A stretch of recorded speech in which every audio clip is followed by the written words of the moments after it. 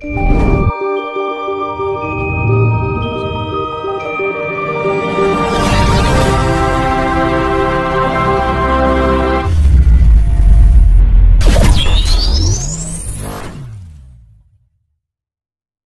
Jawa itu tidak mengenal benar atau salah.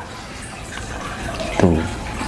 Jadi ya kalau ada orang yang melakukan salah dianggap orang yang belum mengerti, atau orang yang merugikan orang lain dianggap orang yang belum mengerti. Nah, keunikan orang Jawa seperti itu. Walaupun dihina, walaupun difitnah, dianiaya, enek mung narimo. Makanya orang Jawa mudah sekali untuk dijajah, ya kan? Iya. Sifatnya welcome, sama siapa saja itu welcome. Silahkan mau datang, tapi jangan sebagai tamu itu jangan mengambil alih tuan rumah. Kan yang terjadi sekarang apa? Tamu mengambil alih tuan rumah. Akhirnya tuan yang jadi tuan rumahnya malah merasa asing di rumahnya sendiri. Itu yang terjadi sekarang, itu fakta. Saya tidak menyebutkan yang mana, kita bisa simpulkan sendiri-sendiri, karena sesuatu yang sifatnya fakta itu kan jelas, itu bisa kita lihat. Makanya itu loh, wong Jawa jolali Jawa. Nah, leluhur kita tidak mendidik kita menjadi orang yang mudah membenci orang lain, tidak mengajarkan orang yang mudah menunjukkan emosional, amarah, hingga timbul peperangan. Gitu loh. Sekarang saja Mas. Sekarang hal sepele aja jadi masalah dibesar-besarkan, kan gitu. Ya. Sekarang aja sudah perang, meskipun nggak perang fisik. Satu contoh di medsos kan banyak yang terjadi kebencian, perpecahan yang mengatasnamakan agama dan keyakinan. Ya makanya itu kan agama itu apa terjadi? Yang namanya agama itu kan ageman, ya. Busono. Makanya di dalam Jawa itu yang namanya Trikawula Busono, artinya tahu Trikawula Busono, yaitu Trisula Weda itu. Nah, Trisula Weda itu kan konsepnya itu adalah kita bisa memahami tentang penciptaan, kita memahami tentang pemeliharaan, dan memahami tentang kesempurnaan. Ya, itu diterapkan dalam ajaran yang namanya Sangkan Paraning Dumadi. Kembali ke situ lagi, ya kan? Akhirnya diterapkan dalam sastra Jindro Hayuningrat Pangruwating Diyu. Kita lebih mengolah segala intuisi kita, rasa kita, cipta kita, agar kita bisa berselaras. Kalau kita sudah bisa menyelaraskan, itu sifatnya memelihara. Makanya pemeliharaan itu sifatnya lebih melestarikan diri.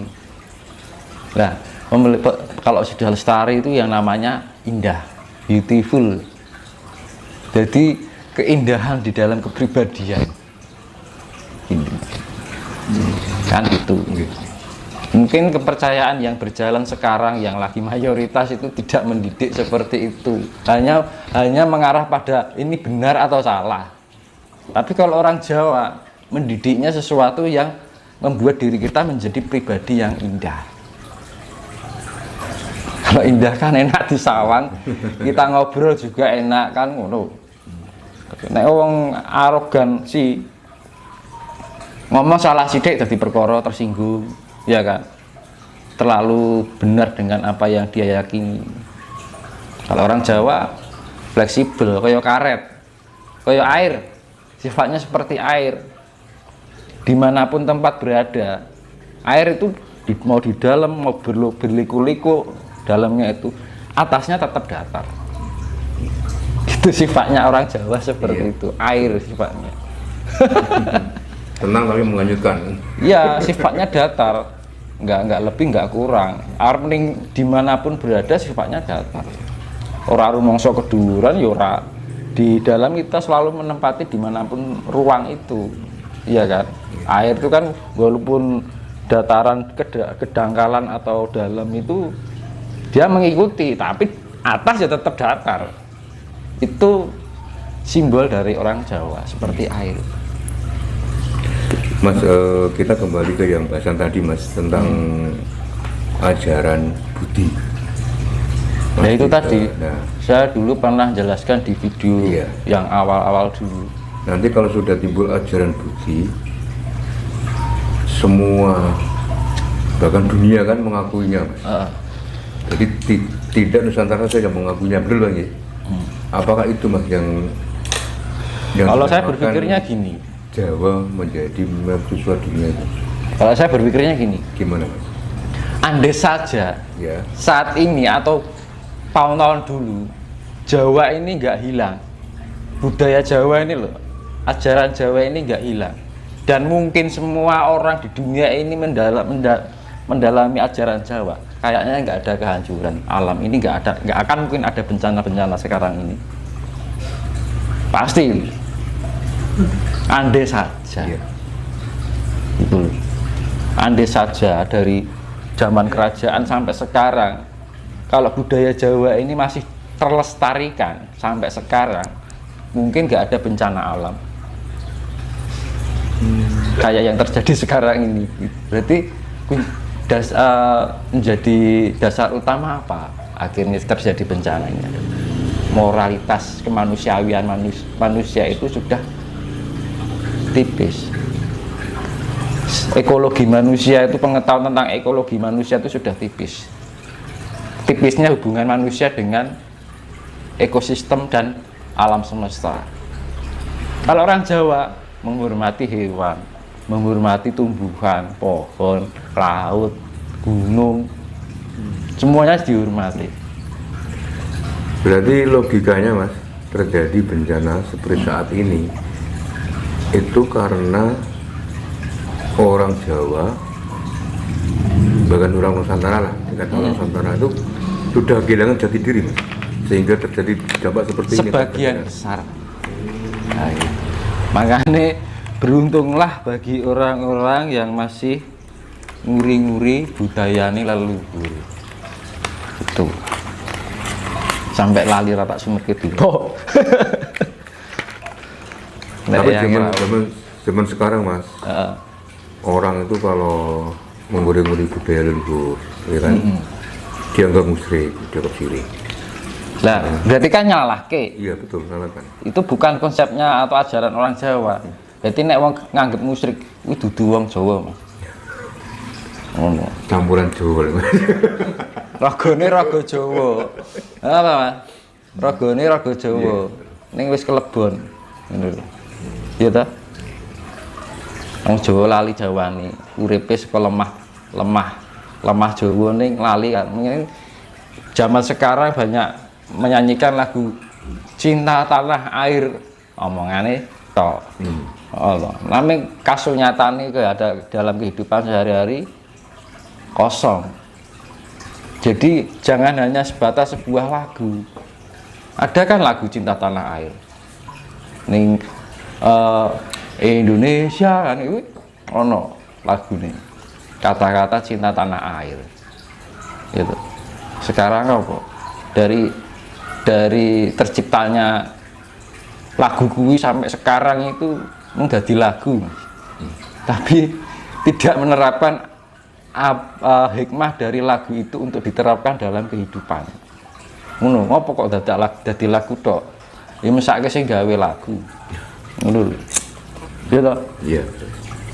Sing gawe lagu ki ben orang itu dengan lagu-lagu itu biar terucapkan oleh semua orang bangsa Indonesia, gitu, rakyat Indonesia, tapi cuman hanya dipakai sebatas lagu, ning ora diserapi makna dari lagu itu untuk diterapkan dalam kehidupan.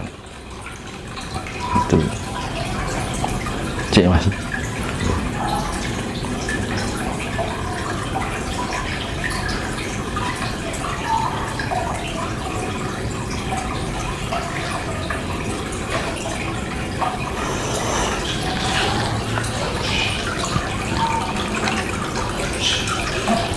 Nah, makanya Bapak Dini nusa wis tekan janji. Wis genep 500 tahun Bali marang Gomo Budi. Itu loh maksudnya. Dan ajaran Budi ini akan menjadi panutan orang manusia seluruh dunia. Orang nanti akan berbondong-bondong belajar dengan orang Jawa. Luar biasa kan? Nanti kalau sudah mendalami tentang ilmu Jawa atau ajaran Jawa ini, akan tercipta di atas buana bagaikan di dalam surga, di atas bumi bagaikan di dalam surga. Semar bangun kayangan.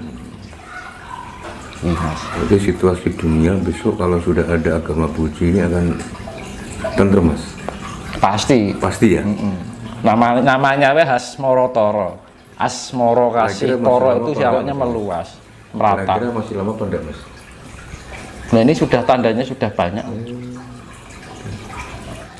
Itu nanti akan banyak perubahan. Yang awalnya berkuasa akhirnya terkikis Mas. Kekuasaan yang sifatnya kapitalisme, yang sifatnya menguasai, istilahnya gimana ya, banyak orang tertindas karena kekuasaan itu. Nah yang tertindas mulai ada kenaikan. Nah yang ditindas apa? Satu, kepercayaan. Kedua, negara. Kemanusiaan, kehewanian. Itu nanti yang di tahun-tahun berikutnya tertindas, nanti akan ada kenaikan derajat. Tapi yang menindas ada penurunan derajat. Misalkan nih Jawa ini kan terkikis sudah beberapa tahun, nanti ada lonjakan, orang pada berbondong, terbuka hatinya untuk nguri-nguri budayane para leluhur, ajarane leluhur. Tuh. Berarti besok ini mulai pesat orang yang tertindas, katakanlah ada sedikit demi sedikit akan terkikis, yang menindas itu. Jadi kok dibalik nih Mas. Iki iki wong sing ning ngisor ya, iki sing ning dhuwur ke dingenek iki. Berarti intinya gini Mas, kalau gitu yang dinamakan wong cilik itu nanti akan diangkat derajatnya. Diangkat. Berarti bukan kabeh wong cilik apik loh Mas. Tapi orang yang punya budi. Gitu loh, wong dirasa lah berarti. Kasarane ngono, tapi dirasa ora beratane kan gitu. Nah, orang yang punya rasa. Makanya kan dari sedini mungkin kita harus bisa mengolah cipta rasa jiwa lan raga. Agar apa? Biar kita dilayakkan di kehidupan nanti. Jangan sampai kita tidak dilayakkan oleh Tuhan. Karena apa? Resikonya ngeri. Alam yang akan bertindak. Jangan seperti sekarang ini Mas ya, alam yang sudah menunjukkan tanda-tandanya kemurkaan Mas ya. Jadi ibaratnya alam sedang berdakwah kan, nyadarke menungso. Lah sing disadarke krasa apa ora kan gitu loh. Lah sak awale krasa saka apa? Ya kita ngolah rasa. Balikane ngono meneh. Kalau nggak bisa itu ya wis. Itu nanti tanggal 22 ada sinkronisasi antara fisik dan non fisik. Makanya kita harus bisa mempersiapkan, sebelum itu harus dipersiapkan, menselaraskan antara fisik dan non fisik itu biar kita menjadi seleksi pilihan Tuhan. Gitu.